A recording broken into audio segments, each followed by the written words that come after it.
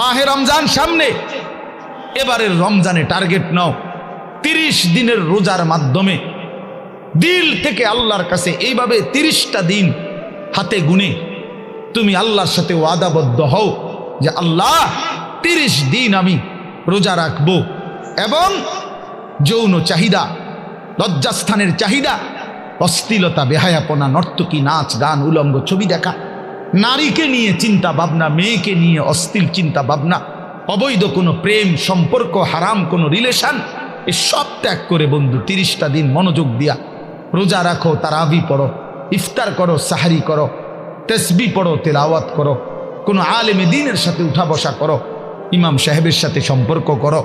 ইনশাআল্লাহ দেখবা আল্লাহ চাহে তো 30 দিনের মাথায় আল্লাহ বলেন লাআল্লাকুম তাত্তাকুন, আমি আল্লাহ ওয়াদা দিলাম মোমেন তোকে মুত্তাকি বানিয়ে দেব,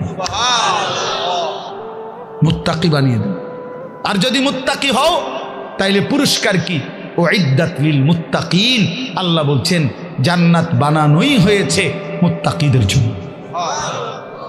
30 দিনে মুত্তাকি হবা, 30 দিনে জান্নাতি হবা।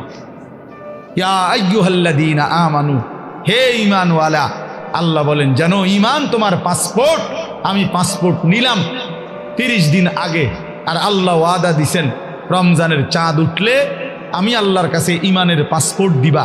ঈমানের পাসপোর্ট আমি জমা নিলাম, 30 দিন অপেক্ষা করবা, 30 দিন আমার হুকুম মাইনা চলবা, 30 দিন পরে ঈদের চাঁদ উঠবে, সেই দিনই তোমার পাসপোর্টের উপরে জান্নাতের ভিসা লাগবে, পাসপোর্ট এবং ভিসা লাগবে, আর ঈদের দিন ফ্লাইট হবে জান্নাতের ফ্লাইট।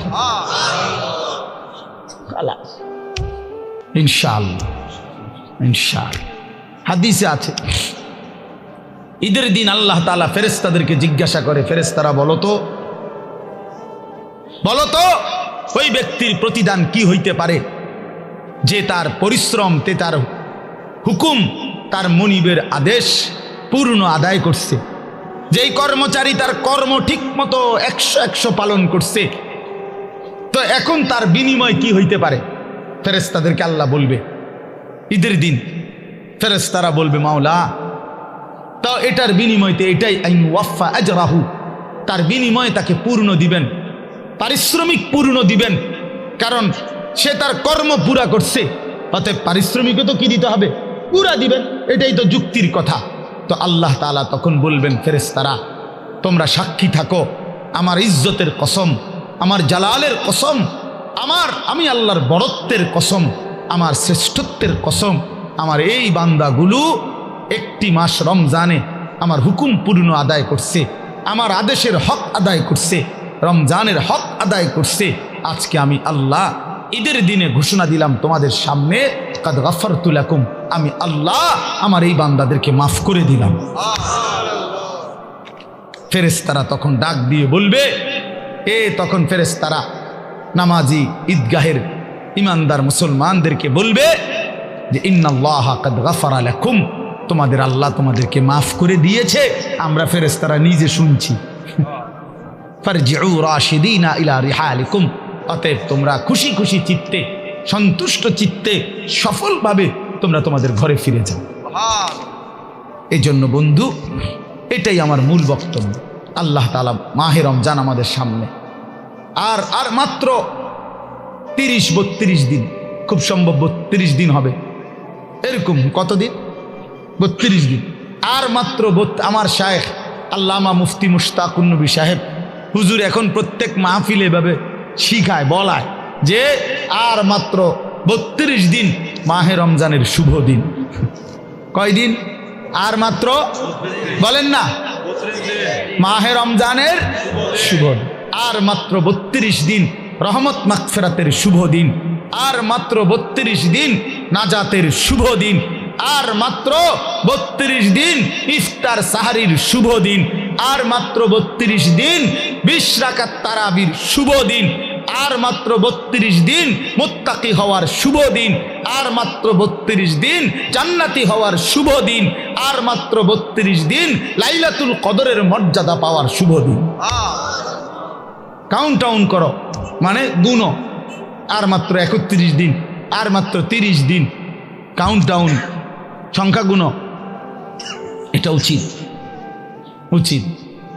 নবীনগরের মুরব্বী এখন আসছে, আল্লাহ এখন তো এই জন্য বললাম, আমরা অনুরোধ করছি প্রিয় বাপ, বয়স্ক বাবারা, আপনারা এবার আপনাদের যে আপনারা বলবেন যে হুজুর আমগরু তো কিচ্ছুই করলেন না, কাল ফুল আইনই করলেন। আপনাদের জন্য কথা হলো এটা বাপ, আপনাদের জন্য প্রথম জিম্মাদারি। আমি প্রতিদিন এটা বলি, আপনাদের স্ত্রী সন্তান, আপনাদের ছেলে মেয়ের ইমান আমল আখলাক, বন্ধু আমার, বাপ আমার, এদের এই ইমান আমল আখলাক, এইটার সংশোধন, এটার ফিকির, এটা আপনাদের মূল জিম্মাদারি, এটাই আপনাদের মূল জিম্মাদারি। আপনারা দয়া করে ঘর যদি পুরা শেষ করতে নাও পারেন, কিচ্ছুই তো না, আপনারা যদি সোফা খাট পালং পরিবারের সবটা চাহিদা, মনে করেন 4 রুমে 4টা খাট দরকার, আপনি হয়তো হায়াতে থাকতে 2টা খাট ব্যবস্থা করতে পারছেন, তেমন অসুবিধা হবে না, বাকি দুটোটা হেতে বানাইতে পারবো। আপনি দেখেন বাবা, হেতে আরো সুন্দর বানাইতে পারে। যে মকবুল ভাই দায়িত্ব নিছে, উনি নিজে কইছে এখন। তো আমি যদি নিজের জন্য কিছুই উপলব্ধি না করি, শুধু মোবাইলটা নিয়ে ব্যস্ত থাকি, তো দিল জমে না, দিলে কথা জমে না। প্রিয় ভাই, পরিবর্তন দরকার। গতানুগতিক শুধু একটা আয়োজন করলাম, সবসময় করতে হয় এজন্য করলাম। গত বছর 17তম, তো এবার 18তম, আগামী বছর 19তম। তো প্রতি বছর করতে হয় একটা মাহফিল, এই জন্য করা, এটা যেন না হয়, তাহলে লাভ হইল কি? এই জন্য দয়া করে আজকের মাহফিলে আল্লামা মুফতি আমজাদ হোসেন সাহেব বয়ান করবেন। অনেক উঁচু মাপের একজন মুহাক্কিক আলেম, ব্যক্তিগতভাবে আমার ব্যক্তিগত মুফতি যিনি, মানে আমি ব্যক্তিগতভাবে যত মাসআলা আমার জীবনে দরকার হয়, আমার ব্যক্তিগত জীবনে সব কিছু যার কাছে জিজ্ঞাসা করি, যার সিদ্ধান্তে মেনে নেই, উনি এই মুফতি আমজাদ সাহেব। আমি ওনার ফতুয়ার উপরে খুব আস্থা রাখি, অনেক তাহকিকওয়ালা আলেম। আর এরপরে যিনি প্রধান আলোচক, তিনি তো তিনি। এজন্য আল্লামা মুফতি আরিফ বিন হাবিব, উনি যার দ্বিতীয় কফি খুঁজে পাওয়াটাই মুশকিল। তো ওনার প্রশংসা আর কি করা।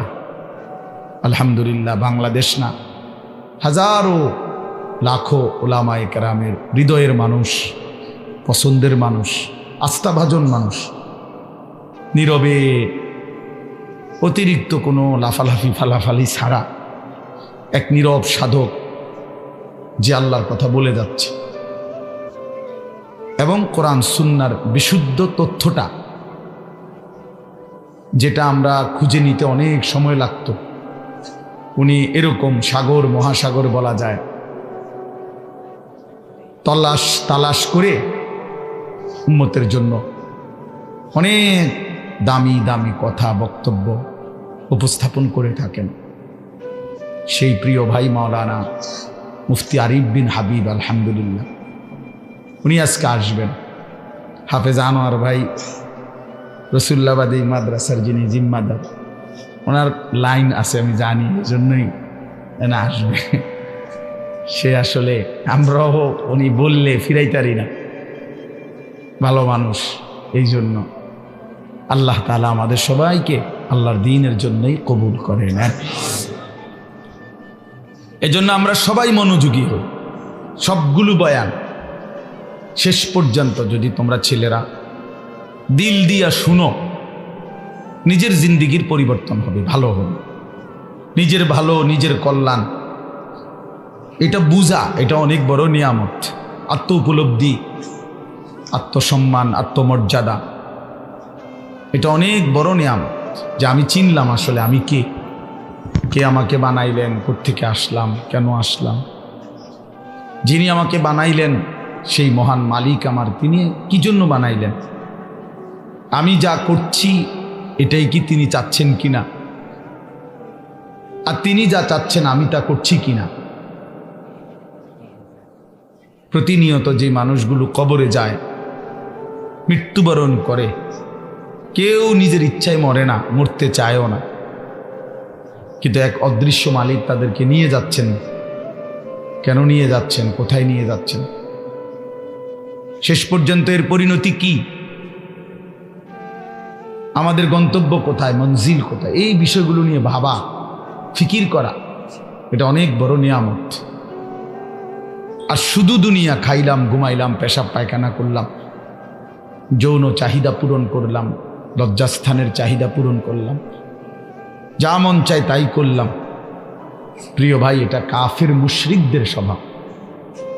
কোরআনুল কারীমে স্পষ্ট আছে, আল্লাহ তাআলা বলেন কাফিরদের কথা হলো মা হিয়া ইল্লা হায়াতুনা দুনিয়া, জীবন বলতে আর কিছুই নয়, শুধুই দুনিয়া, এটাই জীবন। নামুতু ওয়া নাহইয়া, মরছি, বাঁচতেছি, কেউ মরে কেউ বাঁচে, এই জীবন। খাইয়া পয়রা দুনিয়া, ভোগ বিলাসিতার দুনিয়া, চাওয়া পাওয়া, প্রাপ্তি অপ্রাপ্তি, সবটাই দুনিয়া।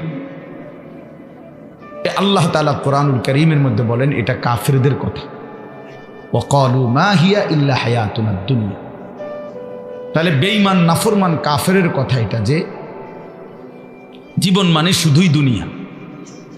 আর কোরআনুল কারীমে আল্লাহ বলছেন জীবন মানে কোনটা, এটা তো কাফেরে না বলে যে জীবন মানে কি দুনিয়া, আর আল্লাহ বলেন জীবন মানে কি, ওয়া ইন্নাদ দারাল আখিরাতা লাহিয়াল হায়াওয়ান। কোরআনুল কারীমে আল্লাহ স্পষ্ট বলছেন, বান্দা শোনো, নিশ্চয়ই আখিরাতই হচ্ছে জীবন, লাহিয়াল হায়াওয়ান, আখিরাতই হচ্ছে জীবন। ওমা হাদিহিল হায়াতুদ দুনিয়া ইল্লা লাহবুন ওয়া লাইব। আল্লাহ তাআলা বলেন, এটা একটু নামাইলে ভালো আছে, অপারেটর ভাই এটা একটু নামাই দেন, সে সামনে এটা একটু উঁচা মনে হচ্ছে, দেন, হ্যাঁ ছেড়ে দেন, হইছে। আল্লাহ তাআলা বলেন দুনিয়ার জীবন বান্দা আর কিছুই নয়, ইল্লা লাহবুন ওয়া লাইব, শুধুই তামাশা, শুধুই খেলাধুলা। তাহলে আল্লাহ বলছে দুনিয়া খেলাধুলা, দুনিয়া তামাশা। তাহলে জীবন কোথায়, আখিরাত। জীবন কোথায় বলেন, আখিরাত। আর বেঈমানের কথা হলো জীবন কি, খালাস।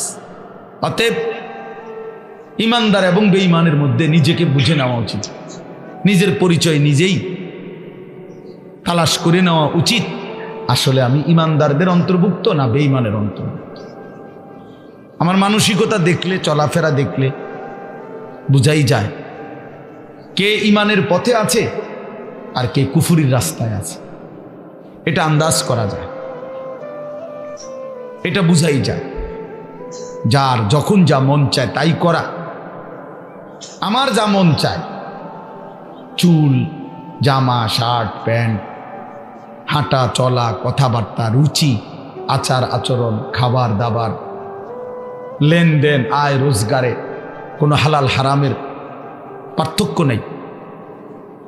নিজের মারেও দেখে, পরের বোনকেও দেখে, আপন বোনের দিকেও তাকায়, রাস্তার নারীর দিকেও তাকায়। তার মানে হালাল হারাম বলতে কিছু নেই। ন্যায্য বেচ্চা টাকাও নেয়, সুদের টাকাও নেয়, যা মন চায় তাই। অর্থাৎ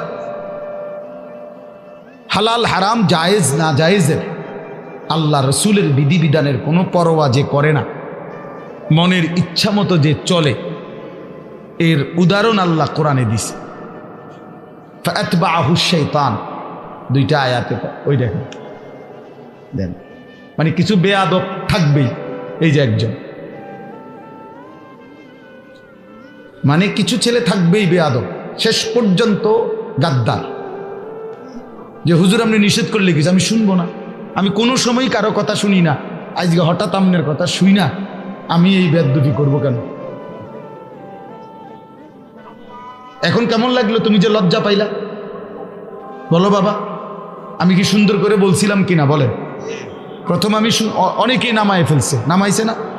তা তুমি শুনলা না কেন? এখন তো সবাই দেখলো তোমার। এই জন্য এইটা একটা মানসিকতা যে আমার মনে যা চাই তাই। এবার এখানে কারো বিধিনিষেধ মানব, আমি এমন মানুষ না। তো আল্লাহ তাআলা বলেন সূরা আরাফের মধ্যে আছে ফাআতবাহু শাইতান, শয়তান যার পিছে লাগছে। ওয়ালাকিন্নাহু আখলাদা ইলাল আরদ, পরের আয়াতে আছে যে এই দুনিয়াটাকেই স্থায়ী মনে করে নিছে। ওয়াত্তাবা হাওয়াহু, আহারে আল্লাহ, ওয়াত্তাবা হাওয়াহু, এবং যে মনের ইচ্ছা মতো মনের চাহিদা অনুসরণ করে, তার মনে যা চায় তাই। তিনটা জিনিস, শয়তান যার পিছে লাগছে, দুনিয়াটাকেই যে স্থায়ী মনে করে নিছে, মনের ইচ্ছা মতো যে চলছে। প্রিয় বাপ, সবাইকে বলি, আমাকেও বলি, আপনাদেরকেও বলি, আল্লাহর কসম কোরআনে বলছি, এখানে সব আলেম হাফেজ আছে, আর হাফেজ গো বসাই, হাফেজ গড়ার কারিগর। তো আল্লাহ তাআলা বলেন এই আখলাক যাদের, ফামাসালুহু কামাসালিল কালব, কোরআন শরীফের আয়াত। আল্লাহ বলেন এই লোকের উদাহরণ হলো কুত্তার মতো, কুত্তার মতো, কুত্তার মতো, কুত্তার মতো, কুত্তার মতো। এটা কুত্তার মতো। কালব অর্থ কি? ফামাসালুহু কামাসালিল কালব। আল্লাহ তাআলা বলছেন নিজের পরিচয় মিলায় নাও দোস্ত, নিজের জিন্দেগি মিলায় নাও। সারাদিনে এক ওয়াক্ত নামাজ পড়তে মন চায় নাই, আর নিজের মনে যা চাইছে তাই করলা, খালাস। নিজের পরিচয় হিসাব করে নিলে ভালো। আল্লাহ তাআলা পরিচয় দিছে ফামাসালুহু কামাসালিল কালব, তার উদাহরণ কুত্তার মতো। ইন তাহমিল আলাইহি ইয়ালহাস আও তাতরুকহু ইয়ালহাস। আল্লাহ বলেন কুত্তার স্বভাব, দৌড়ানি দিলেও জিব্বা লম্বা করে হাঁফায়, ছাইরা দিলেও জিব্বা লম্বা করে হাঁফায়। কুত্তা দাঁড়াইয়া থাকলেও জিব্বা লম্বা করে শ্বাস নেয়, এরকম করে।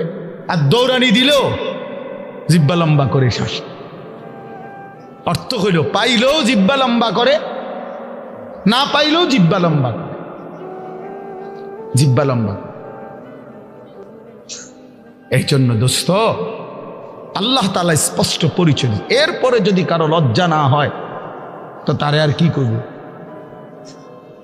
এরপরে যদি কারো বিবেক না থাকে যে আরে যা বেটা, আমারে কুত্তা কক, শুয়োর কক, আমার বেড়ি আমি সামু, আমি মোবাইলে সামু চাই, আবার কি তাক মানুষ কক না গরু নাহলে ছাগল, আমি নারী দেখবই, আমি ছবি দেখবই, আমি অশ্লীল দৃশ্য দেখবই, আমি সেজদা দেব না।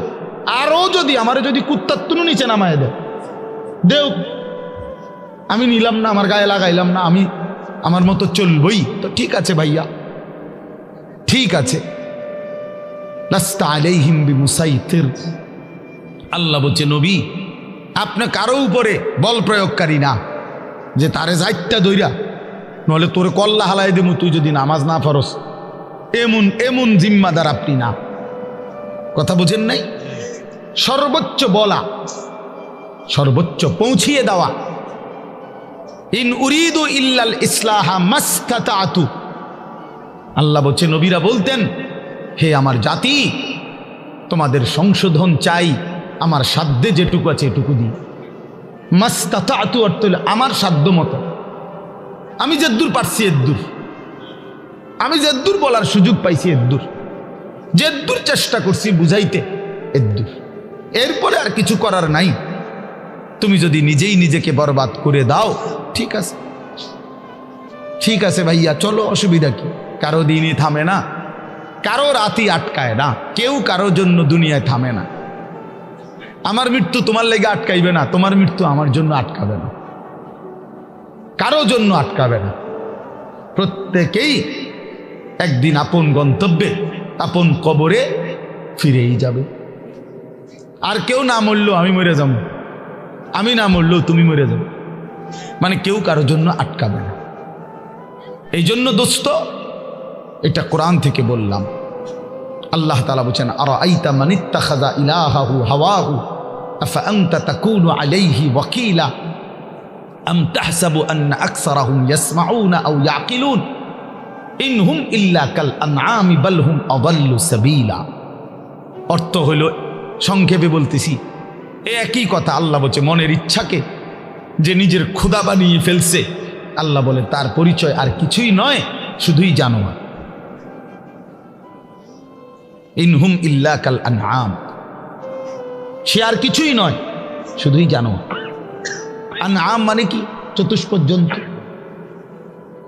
এটা না?